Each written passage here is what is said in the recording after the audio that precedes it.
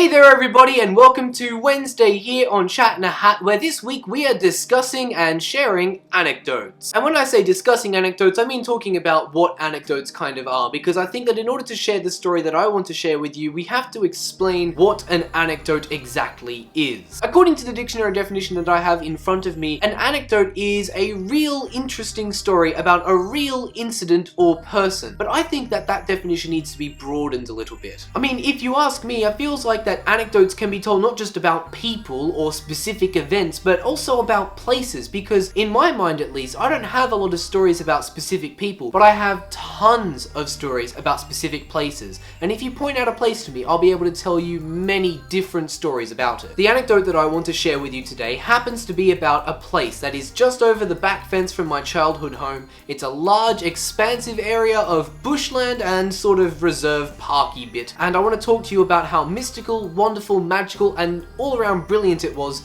to me as a child between the ages of 9 and 12. One of the first stories that I have to tell you about is about the bike track that exists just when you get into the beginning of this reserve. We used to call it the back paddock for some reason. The first kind of story that I want to talk to you about is the bike trail. The bike trail was something that already existed by the time I had discovered the back paddock, as we used to call it. It was something that my friends weren't able to account for either. It just was. It was a series of jumps and a definite hewn out from the rock trail that we used to ride our BMXs across, never really actually jumping though, because as incredibly young people we weren't very adventurous. One of the stories that I like to tell about the bike trail is that it was one of the first jumps that I had ever actually attempted in my life, and that was closer to around about the age of 12 or even 13 I think I was, when I first took my bike down there and got enough speed to get some air and land this amazing jump. And the first time I pulled it off, it was fantastic and I felt like I was a god among men. But you see, the bike trails aren't the only part of the back paddock that I like to reminisce about, because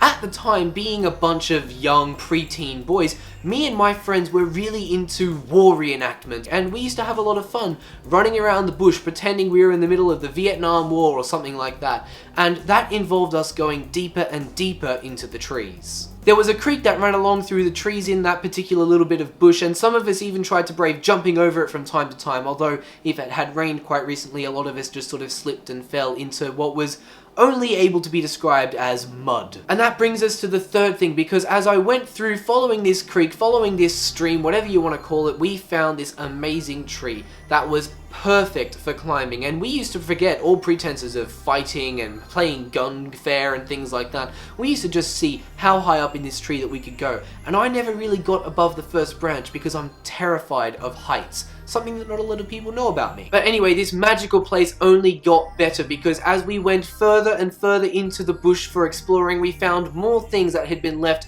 by people which had come before us. We found swings made out of ropes and bits of plank. We found even more bike trails, and we found even larger bike jumps to try and attempt when we were 13. But despite all that, I will always remember the reserve or the back paddock for being a place where we got to explore ourselves as well as our surroundings. So those are some of my favorite childhood stories that I have to tell about the place that existed over the back fence from my childhood home. Also, if you haven't already, check out Taylor's video and Michaela's video, because I think they are both fantastic stories being told by fantastic people. I'd also like to encourage you to like not only this video but the other videos on this channel as well, and if you enjoy our content, remember to subscribe so that you can see it in your sub feed every single day. Until next Wednesday, that's all from me though. Check out another video on our channel tomorrow, but until then, goodbye internet.